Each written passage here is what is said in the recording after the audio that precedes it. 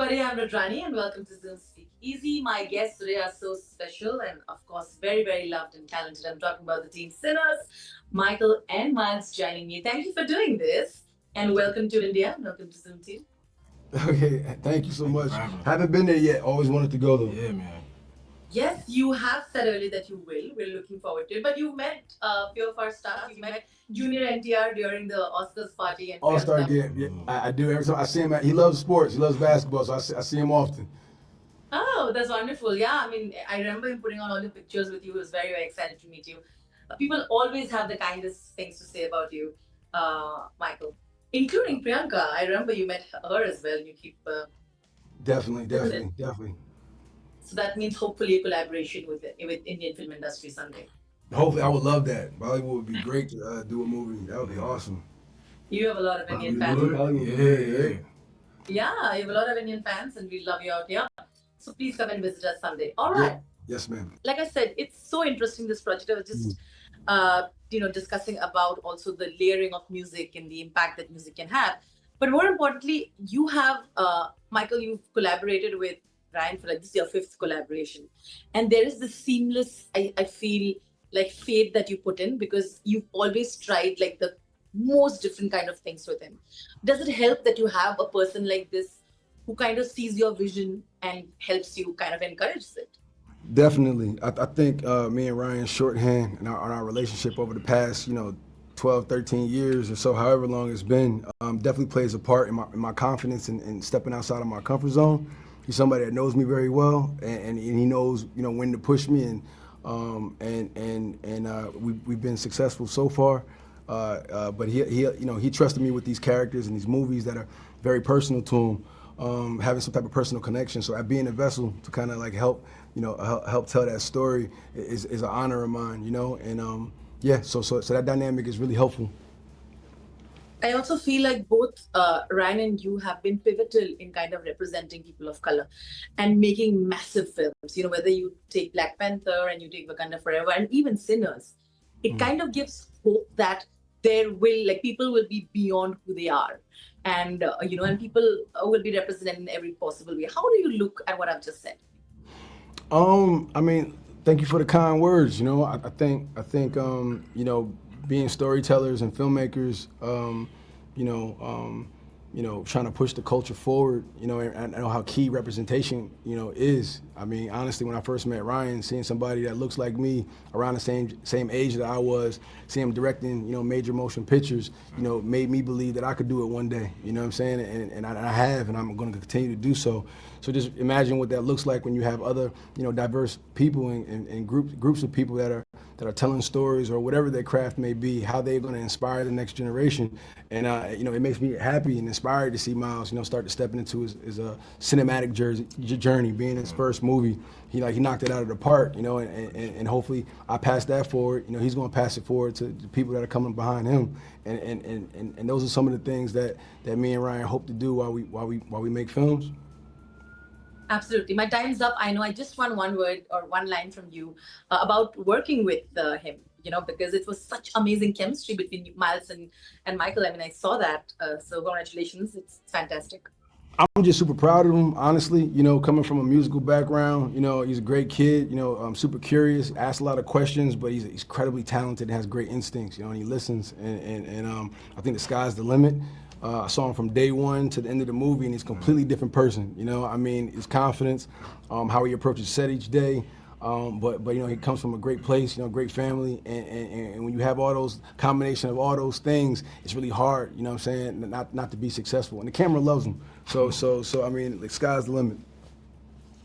Yeah, thank you so much. My guest today is very talented, very special in this. Pretty much everything that she can do. There's nothing that she can't do. I'm talking about Hailee Steinfeld joining us. Thank you for doing this, Hailee. Thank It's you. good. It's good to see you back with live action drama. Thank you. It's been a minute. It's been a while. I think we've missed you. I'm going to go straight to the point. I think actors rarely get these parts where they also can connect to their roots. And if I'm not wrong, this was much more than just a role for you. You got to kind of reconnect with your half black grandfather. which is also a part of the character. I found that so fascinating through your research. Imagine kind of getting back to your family through a role. It must have been special to you. So special. I mean, I find that with what I do, there are always ways to further connect with myself through these roles that I get to play, and with family, sure, but not quite like this. This was something that pushed me way further down that road of conversations when it comes to my family history. And I was so grateful to have this role, and at this point in my life, especially to go down that road and to have conversations with my mom about her dad, and his childhood and what that might have looked like, and his parents and my ancestors. It made for some really interesting and emotional conversations, and one that I think will push people to have their own version of after they see this movie. Absolutely. You also get to play both the human and the vampire, which I think is so much fun. You do so well at both. May I just say that? But also, I think the fans are loving the chemistry that you and Michael B. Jordan have, right? Since the trailers dropped. Let's talk about working with him. And then, of course, the recent moment at the red carpet where he very jokingly sort of, you were talking about him and he interrupted.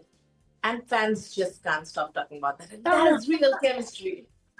I'm so grateful to Michael for just being so wonderful, and he is such an incredible talent. His work ethic is unmatched. He really set the bar very high for all of us to want to come to work every day and show up and show out.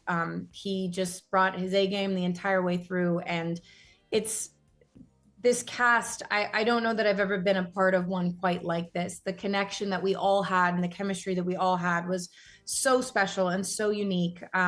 But Michael is so wonderful, and he, took on, I was going to say the role of a lifetime, but two, he absolutely just nailed every second of it. In every frame of this movie, he shines, and he, like I said, is so talented and puts so much into both the role of Smoke and Stack. And I am so grateful to have had a front row seat at all of it and been a part of it. But he's so fun, and I admire his ability to keep everything light and fun when you're on set and you're having these, you're shooting these crazy intense scenes and everyone's covered in blood and there's all this wild stuff happening around you. He has a great way of making light of all of it.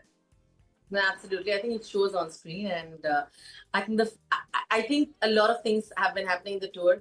You probably nodded to one question about you being part of Avengers, and everybody was like, "Oh yes, she might be." So exciting if that happens, Hailee. Oh yeah, I was hearing a lot of people saying a lot of different things in that moment. So that wasn't that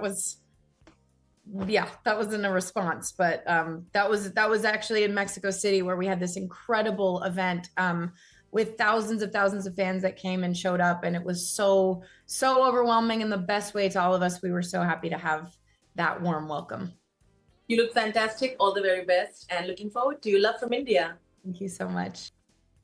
Thank you for joining in, Jack and Jamie. And I must say, it must be lovely playing a sinner if it's that amazing.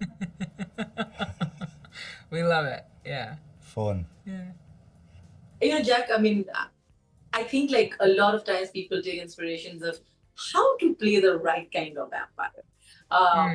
And I think, there's no right and wrong, but you'd always inspire. There's some amazing people who've played. I want to know if you've taken inspiration from any vampire in particular that you found very interesting in the cinematic history. Yeah, there was one or two. Okay. But I can't tell you, man. That would be giving away my secrets. Good answer. I can't tell you. Good answer. Not even one? Nah. Maybe one day in the future when all this is said and done. Yeah. Maybe I'll write a memoirs. Because you didn't say it, I'm just going to say, I don't think Twilight is the inspiration, though. Maybe something else. Hey, you don't know. You think that, but you might be shocked. I'm playing. You might have upset Jamie. but you're fantastic in it, and I think it's amazing. I'm sure you will be an inspiration to others who play in the future. So, Oh, bless you. Nice one. Thank you. Absolutely great. Jim, it's interesting because, I was going through your older interviews and you mentioned about how it's important for you to play characters that women are looked upon as one-dimensional and give them more meat, make it more interesting. And you've made sure, even here, the length of a role never matters, right? It's what you're willing to do. And that's what your character is about. She's very, very interesting.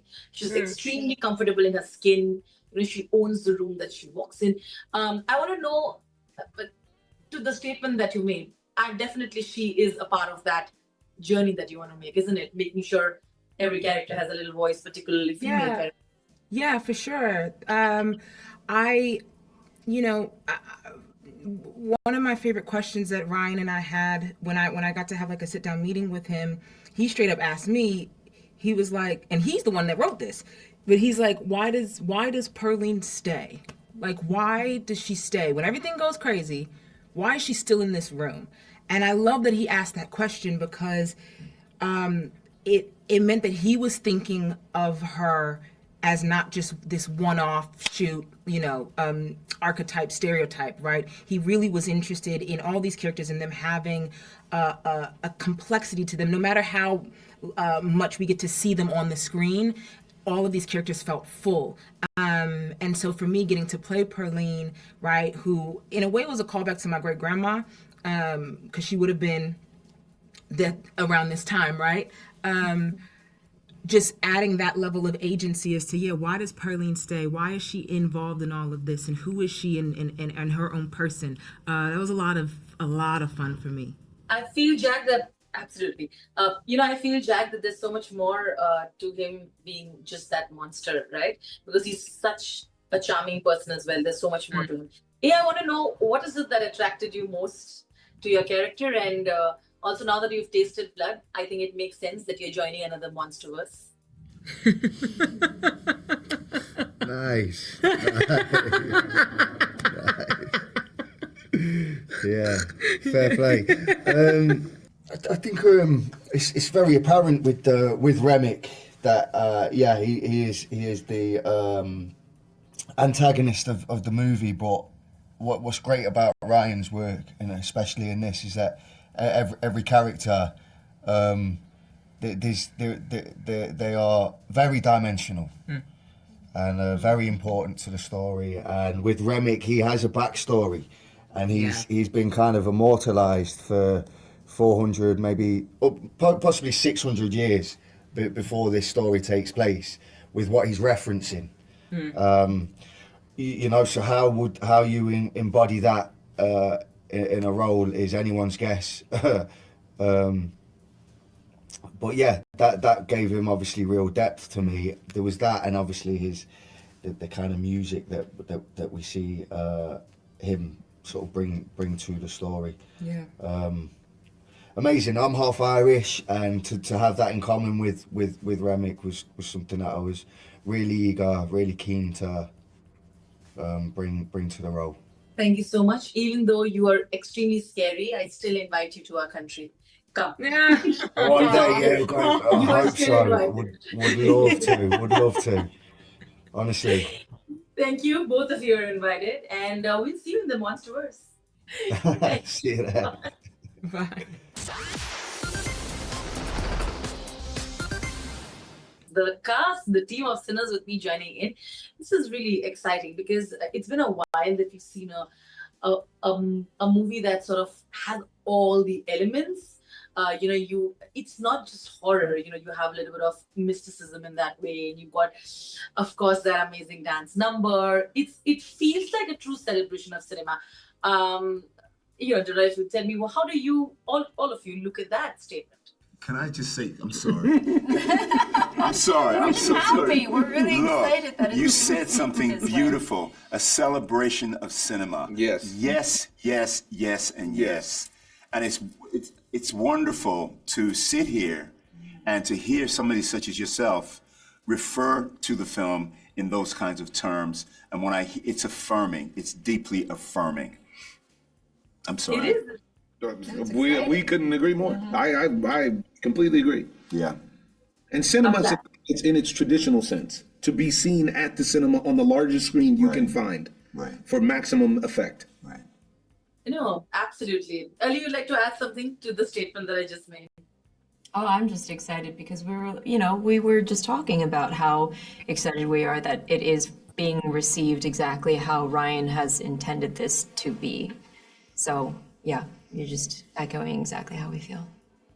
I also think that the theme of music and how true music can kind of open up your soul is incredibly done. I'm sure when you were part of the film, that's an interesting aspect to look at, isn't it? Besides the fact that there are vampires and there is evil being unleashed, I think that's rarely been explored. It truly can, and it also brings people together. And this is the Juke is a place where the music has brought all of us, every character, into the story together. 100%.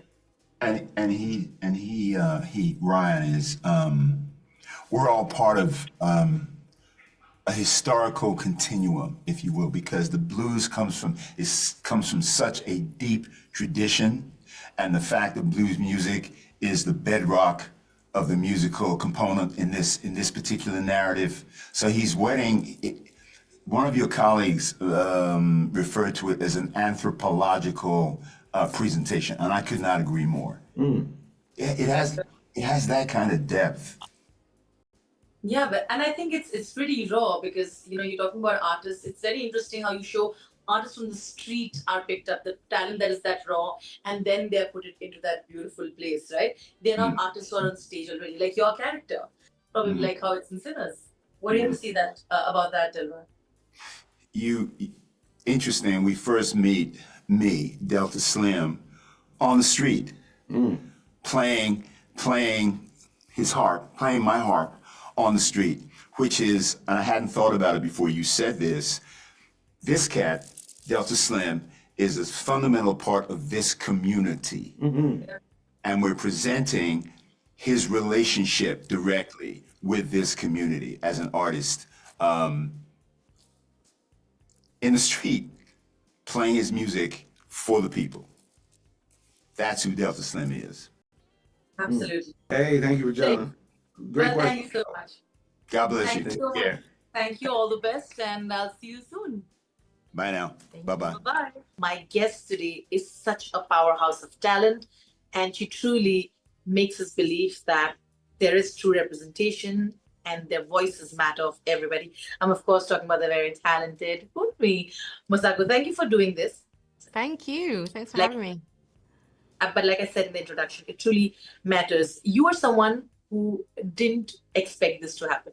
You apparently wanted to do Shakespearean characters that you Yeah. could, and you never thought this was possible.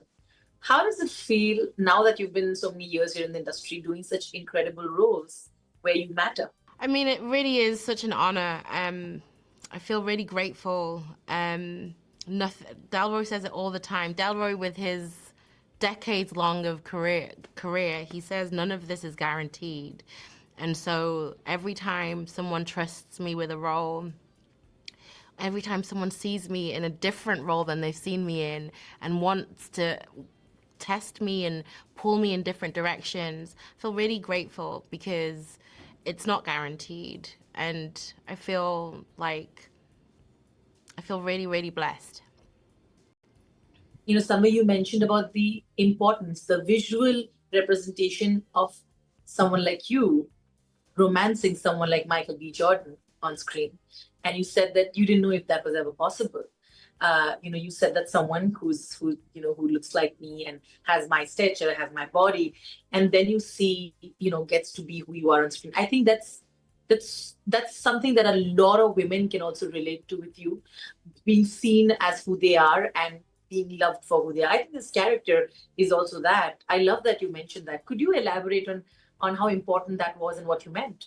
Well, I think it's important that everyone feels represented. I feel like it can't just be one thing that is seen as a love interest or a person of worth or beauty. We all need representation, no matter our gender, our sexual orientation, our physical, mental ability. our, you know, I mean, our size, our skin. Yeah, I just feel like everybody deserves to see themselves loved, challenged, accepted, as a hero, as a villain. I want to see all of us represented. So well put. But you should be proud of yourself because you made that chemistry happen with Michael B. Jordan. We see that. Do you feel satisfied that you will have this, just to be able to create that chemistry on screen, and that all of us, like me, have seen? I think you've been successful at it. Thank you. I feel like it was a beautiful relationship that Ryan wrote, and I feel like the people he wrote on the script on the page was so grounded and rounded. Like, they weren't monoliths. They were people of light and dark, and hopes and fears, and their love and understanding for each other has like span across times and dimension, and I am proud of the connection that we built. But it all starts with Ryan's writing, because he just has a way of writing character and story and humanity, and yeah, so it's all there, but it's because of Ryan, and Michael and I just followed his lead, you know? Yeah. I'm wrapping by asking this question. I'm going to put you on the spot and ask you, what has been your favorite vampire romance? I'm gonna say Sinners. I'm not really a vampire romance kind of person. I haven't watched any of them other than Sinners. There you go. That's all that matters, isn't it? But looking forward to so much more from you. I'm sure you're going to be amazing whatever you do next as well. Thank you so much. Nice to meet you. Bye.